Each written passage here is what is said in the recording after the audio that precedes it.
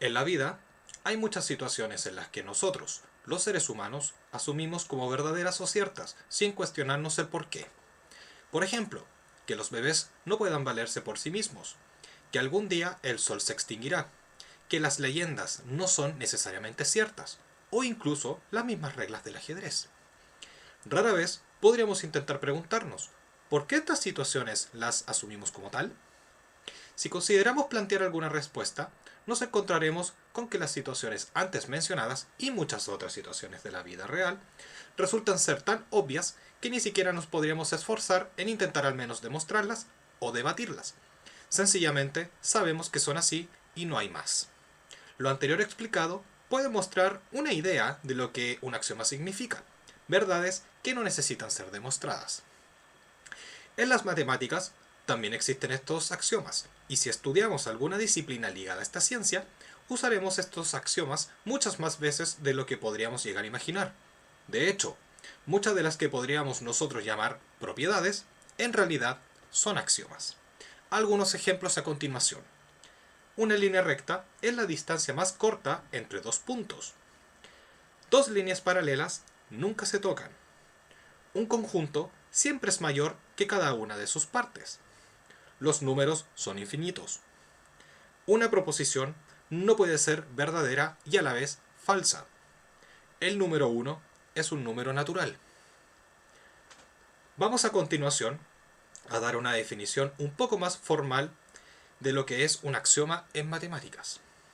Un axioma son enunciados que resultan ser muy evidentes, se aceptan como verdades y que su utilidad es transversal en muchas ciencias y ayudan a cimentar las bases como fundamentos para plantear enunciados o hipótesis. Tienen la característica de que no se pueden deducir a partir de otros enunciados. Un conjunto de axiomas, a lo que llamaremos un sistema axiomático, son un conjunto de proposiciones o postulados que se utilizan en una disciplina para demostrar teorías o teoremas.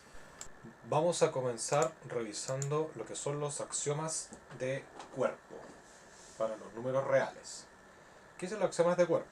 Lo primero que debemos tener en claro para este tipo de axiomas es que existen dos operaciones que son básicas. Vamos a asumir que existe lo que es la suma y vamos a asumir también que existe lo que es la multiplicación. Para estos casos, vamos a asumir que para cada par de números x e y que pertenezcan a los números reales, vamos a definir la suma de estos dos números como x más y vamos a definir la multiplicación de estos dos números como x por y. Y estos dos números van a satisfacer las siguientes propiedades. Vamos a comenzar en el caso de la suma a definir cuáles son los axiomas correspondientes a dicha operación.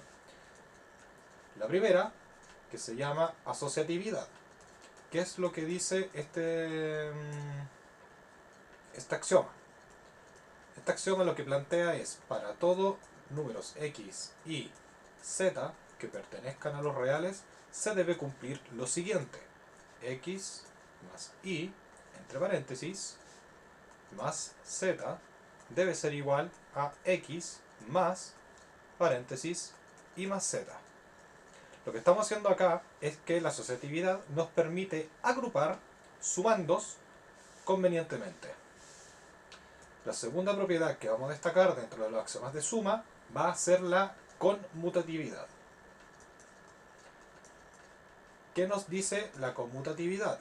Nos va a decir que para cada x, y que pertenezcan al conjunto de los números reales se define lo siguiente: que la suma de x más y va a ser exactamente lo mismo que escribir la suma de y más x. Lo que estamos haciendo aquí es que al cambiar el orden de los sumandos, el resultado sigue siendo exactamente el mismo. Lo tercero que vamos a ver es el elemento neutro aditivo.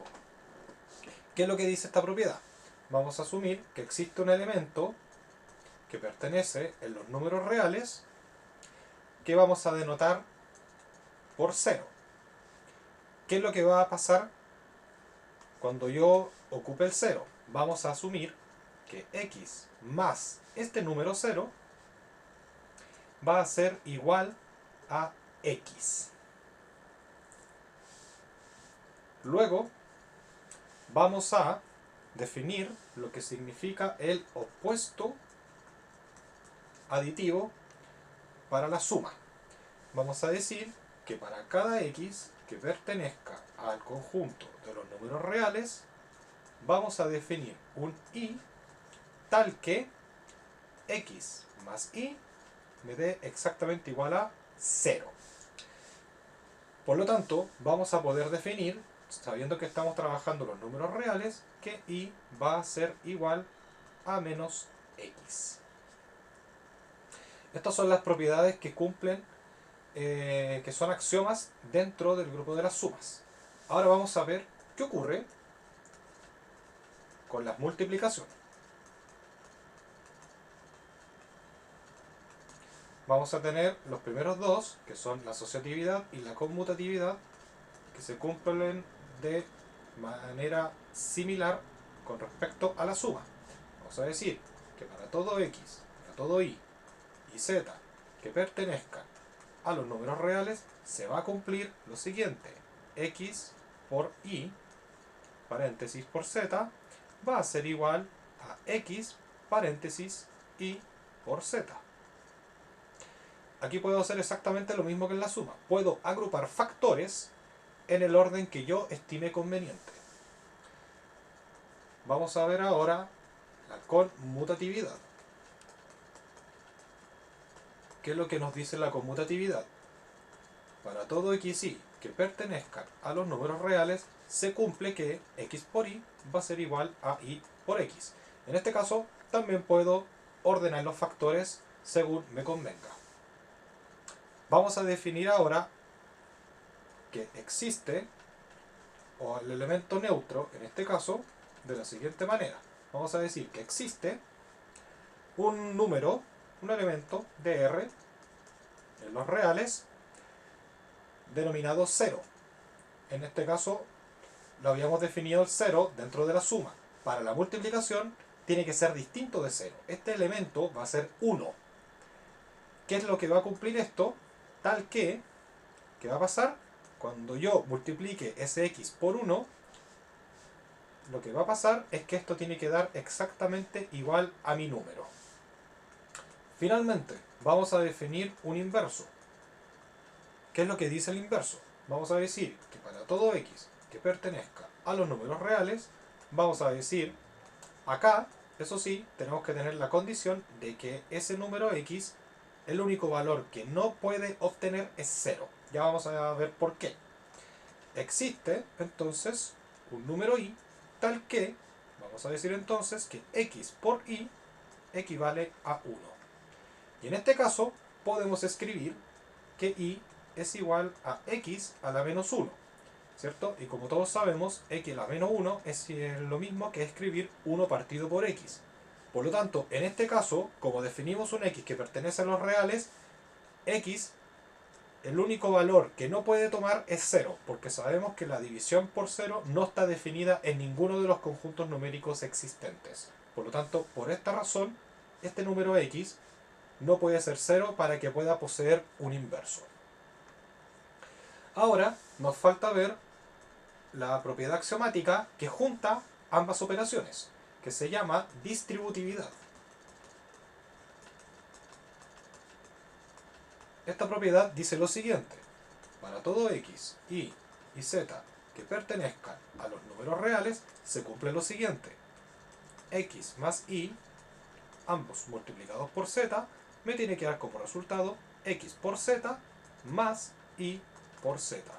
Lo que hacemos acá es multiplicar cada miembro del paréntesis por el término que está multiplicando a ambos en común y dejarlos separados según se revisa acá. Ya. Vamos a resolver a continuación la siguiente propuesta. Dice: demostrar que 0 por x es igual a 0 para todo x perteneciente a los reales. ¿Ya? La idea acá es que vamos a comenzar operando a partir del lado izquierdo de la ecuación para finalmente llegar a nuestro resultado, que va a ser el lado derecho de nuestra ecuación. Por lo tanto, vamos a comenzar con 0 por x. 0 por x, yo como sé que x pertenece a los reales, si multiplico un real por 0, yo sé que el resultado también va a ser un número real. Por lo tanto, le puedo aplicar todas las propiedades que yo estime conveniente.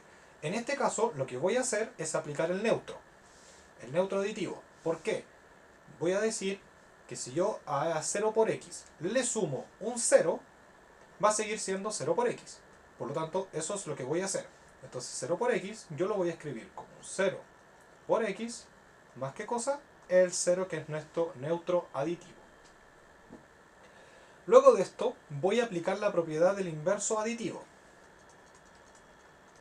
¿Cómo lo voy a aplicar?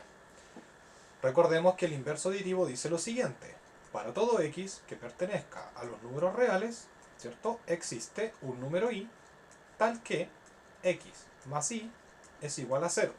Por lo tanto, podemos afirmar que y va a ser igual al opuesto de x.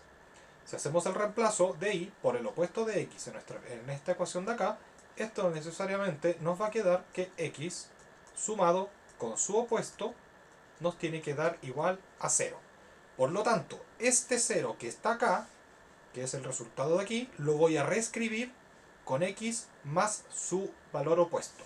Por lo tanto, acá vamos a tener 0 por x más x más el opuesto de x. A continuación, como yo quiero distribuir acá para poder llegar a mi resultado, voy a aplicar el concepto de neutro multiplicativo en este valor de x. Recordemos que el valor del neutro multiplicativo define un número, que es el 1, tal que 1 por x es igual a x. Para todo x perteneciente a los números reales se cumple esto. Por lo tanto, este x yo lo voy a reemplazar por 1 por x en esta expresión. Por lo tanto, vamos a anotar 0 por x más 1 por x más el opuesto de x.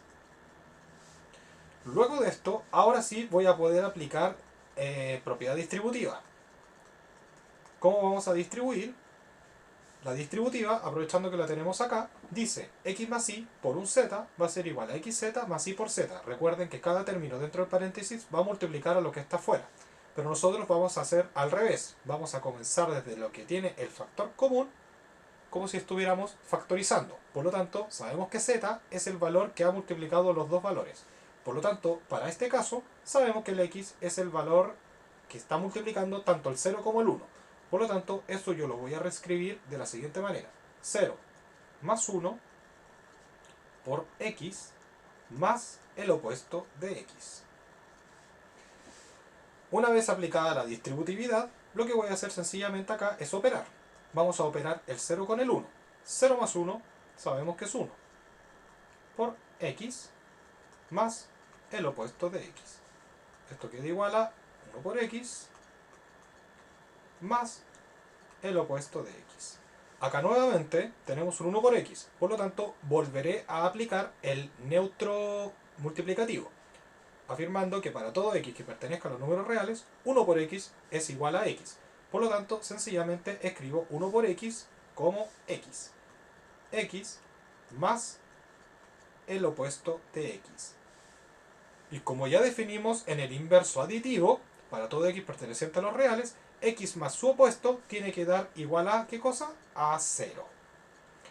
Por lo tanto, hemos logrado demostrar que 0 por x es igual a 0 para todo valor de x que pertenezca a los números reales. Nuestro próximo ejercicio consiste en demostrar que menos 1 por x es igual a menos x, y esto se debe cumplir para todo x perteneciente a los números reales. Por lo tanto, ¿qué vamos a hacer? Vamos a intentar llegar desde el lado izquierdo nuevamente hacia el lado derecho. Por lo tanto, vamos a comenzar por acá. Vamos a decir menos 1 multiplicado por x es igual, aplicando la propiedad del elemento neutro aditivo, menos 1 por x más un 0.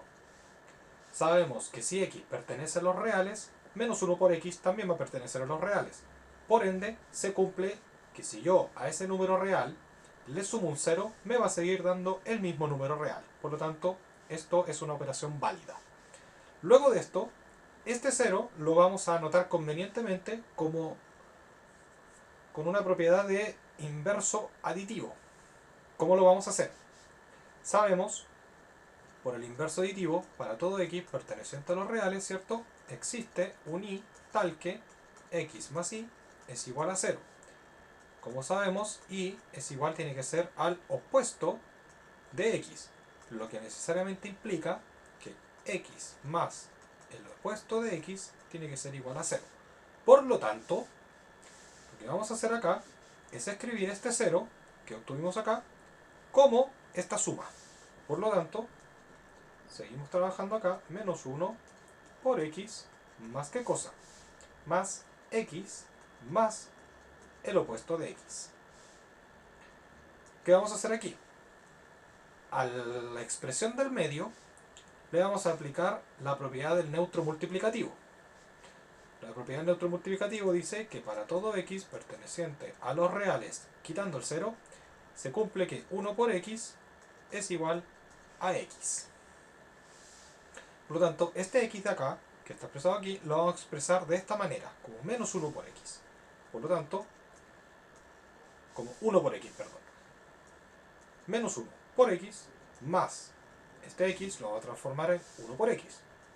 1 por x más el opuesto de x. ¿Qué vamos a hacer aquí? Vamos a aplicar propiedad distributiva. ¿Con qué lo vamos a distribuir? Lo vamos a distribuir entre estos dos términos, pero vamos a hacer el proceso inverso a la distributiva. Por lo tanto, vamos a sacarlo el factor común, que vendría siendo x, y vamos a dejar en paréntesis los términos que acompañan a x. Por lo tanto, esto va a quedar 1 menos 1 más menos 1, todo esto multiplicado por x, más el opuesto de x. Sabemos por propiedad de inverso aditivo que un número más su opuesto tiene que dar igual a 0. Por lo tanto, operamos 1 más menos 1 tiene que dar necesariamente 0, multiplicado por este x más el opuesto de x.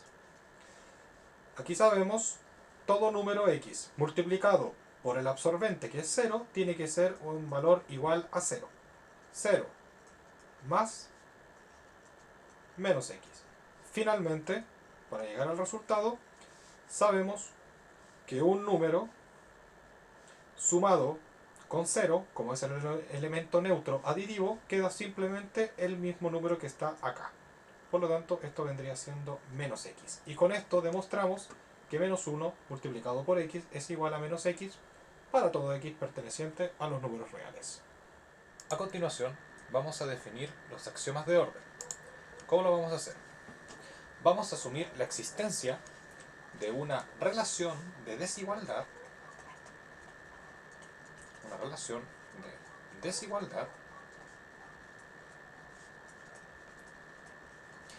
que establece un orden entre los números reales, y a continuación van a satisfacer las siguientes propiedades. La primera propiedad que se va a satisfacer dentro de los axiomas de orden se llama tricotomía. La tricotomía consiste en lo siguiente: para tres tipos de propiedades se debe cumplir una y solo una. La primera dice que x es menor que y, que x. La segunda dice que x es igual a y, y la tercera dice que x es mayor que y. Naturalmente, esto es para todo número x e y que pertenezcan a los números reales. ¿Qué quiere decir esto? Significa que dado dos números, solamente se puede cumplir una de estas tres desigualdades, o una de estas tres relaciones. La primera relación dice que el número que sea x va a ser menor que un número y. La segunda relación va a indicar que x va a ser igual a y, y la tercera relación indica que x es mayor que y. Significa que dentro de los números reales, dado dos números, solamente se puede satisfacer una de estas tres. La segunda relación o la segunda propiedad que vamos a ver en los axiomas de orden se llama transitividad. Dice lo siguiente, la transitividad. Para todo número x, y y z que pertenezca a los números reales, se cumple lo siguiente. Si x es menor que y e y es menor que un número z, esto necesariamente implica que este x va a ser menor a z. Como vemos acá, si vemos que x es mayor que y, por ejemplo, si x toma un valor 2 e y toma un valor 4, entonces vamos a tener que 2 es menor que 4. Luego, si con este mismo número 4 establecemos que es menor a un número 5, por ejemplo, que podría ser z, esto va a implicar necesariamente que estamos diciendo que x, que es 2, va a ser menor a este z, que es 5.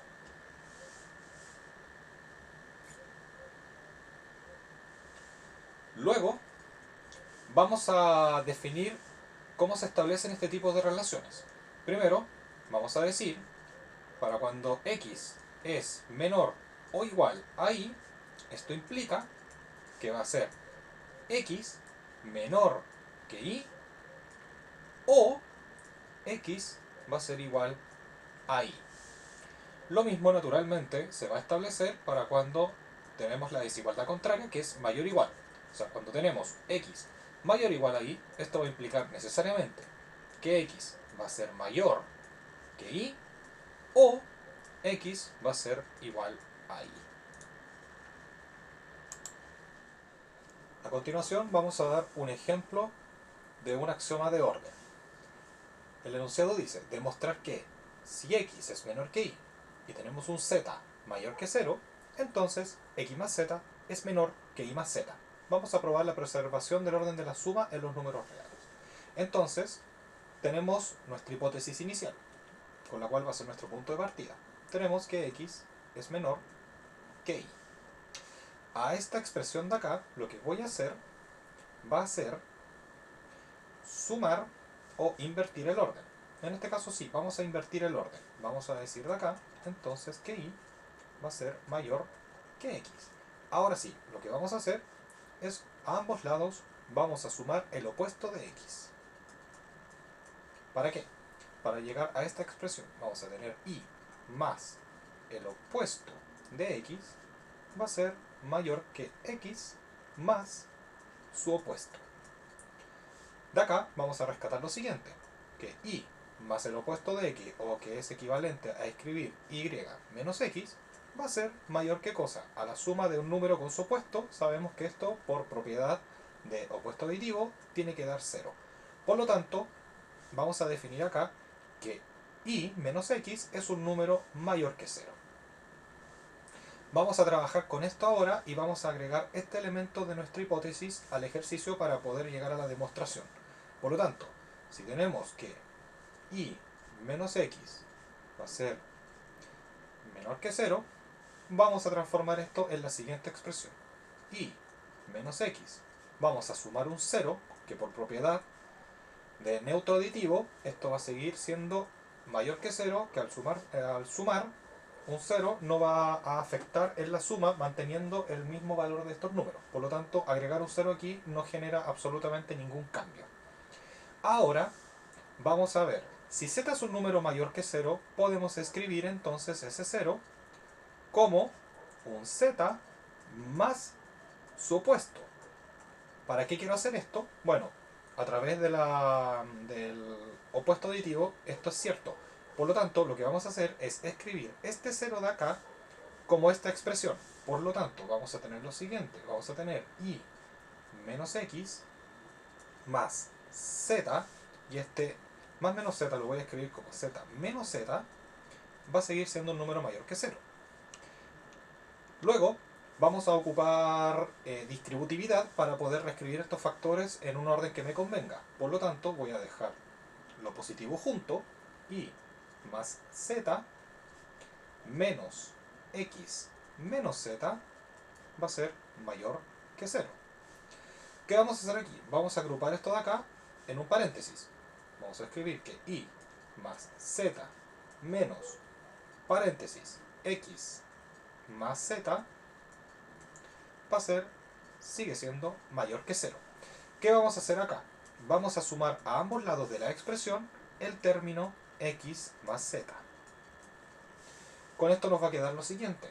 Vamos a tener y más z menos x más z más, agregamos esto de acá, x más z va a ser mayor o igual a ¿qué cosa? A x más z. ¿Qué va a pasar aquí? Tenemos un número x más z y tenemos su opuesto, x más z. Por lo tanto, voy a operar estas dos expresiones en las cuales se me va a volver 0. Por lo tanto, esto nos va a quedar y más z más 0 va a ser un número mayor o igual a ¿qué cosa? A x más z. Luego, por neutro aditivo, si a estos números le sumo 0, va a quedar siempre la misma expresión o mayor o igual a esto de aquí. Por lo tanto, voy a escribir y más z, quitando el elemento neutro o sumándolo o sumándolo a la expresión, se conserva la expresión y va a quedar esto mayor o igual a x más z. Por lo tanto, si yo quiero reescribir esto de una forma que me convenga, simplemente voy a cambiar de lado tanto las expresiones como también la desigualdad. Por lo tanto, esto me va a quedar x más z va a ser menor que y más z. Hemos llegado, en este caso, x más z menor a y más z. Es lo que nosotros necesitábamos probar para que esto fuera cierto. Por lo tanto, con esto se demuestra que para números de x menor a y con un z mayor que 0, entonces se verifica que x más z va a ser menor que y más z. El último grupo de axiomas que vamos a ver se llama axiomas de completitud. ¿Qué dicen los axiomas de completitud? La propiedad de completitud indica que los números reales rellenan la recta numérica o que en una recta numérica no deja ningún agujero el cual se deba rellenar. Entonces, vamos a interpretar que dentro de los números reales, todo punto que esté indicado dentro de una recta le va a corresponder un número real. ¿Cómo vamos a mostrar esto? De la siguiente manera. Definamos un punto al que vamos a llamar alfa. Luego vamos a obtener un set de números a la izquierda de alfa, el cual lo vamos a denominar como el conjunto de A. Lo mismo para todos aquellos números que estén a la derecha de este número alfa, el cual lo vamos a denominar como el conjunto de B. ¿Qué vamos a decir de aquí entonces? Vamos a tomar un elemento x, que puede ser un número que esté acá, dentro de el conjunto de A. Por lo tanto, va a ser un número x que pertenezca a este conjunto de A. Y también vamos a tomar un elemento y, que va a estar a la derecha de alfa, en el cual el i, este numerito que vamos a tomar a este lado, va a pertenecer al conjunto de B. De aquí se establece una relación en la cual necesariamente se va a cumplir que un número x que nosotros tomemos de acá necesariamente va a ser menor o igual al número i que nosotros tomemos acá. Por ende, la completitud se muestra realizando la siguiente relación. Entonces, dicho número x que yo tomé va a ser menor o igual a este punto de alfa, que a su vez, este número alfa va a ser menor o igual que el número i que tomé a la derecha de este. Con esto vamos a plantear la siguiente definición. Vamos a decir entonces, un conjunto A, como subconjunto de los números reales, se llama acotado superiormente si existe un número P que pertenezca a los números reales, tal que x sea menor o igual a b, para todo valor de x que pertenezca al subconjunto A. Entonces vamos a decir que b, que este elemento de los números reales, es una cota superior de A. Vamos a ilustrarlo con un ejemplo bastante simple. Vamos a tomar dos conjuntos. Vamos a tener el conjunto A como el intervalo 0,4 cerrado en 0 y abierto en el número 4. Y vamos a tomar el conjunto B como el intervalo 4 cerrado, más infinito.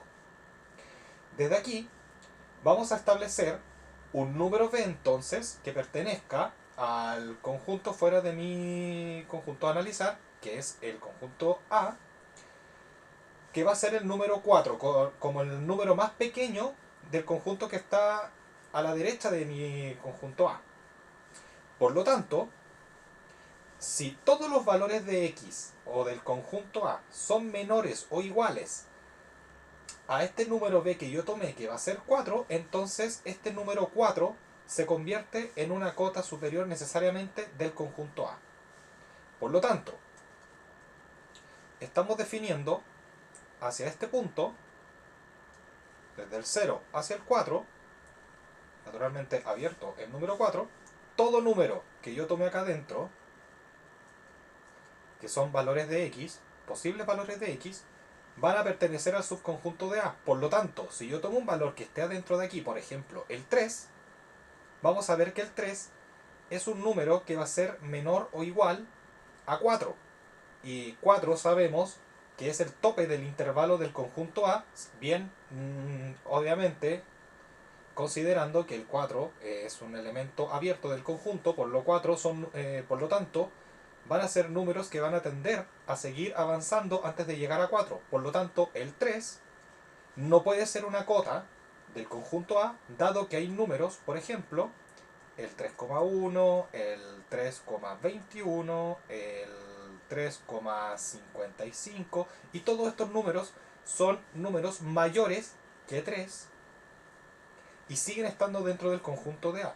Por lo tanto, si nosotros hacemos la prolongación infinita de todos estos números, por ejemplo, seguimos 3,8, 3,9, 3,99, 3,999 y podemos seguir nombrando números de esta manera. Y todos estos números van a ser elementos que pertenecen al conjunto de A, pero siempre vamos a tener un número que va a ser mayor que el que nosotros propongamos. Por lo tanto, necesariamente, el número más pequeño fuera del conjunto A, que puede ser considerado una cota superior de A, tiene que ser el número igual a 4.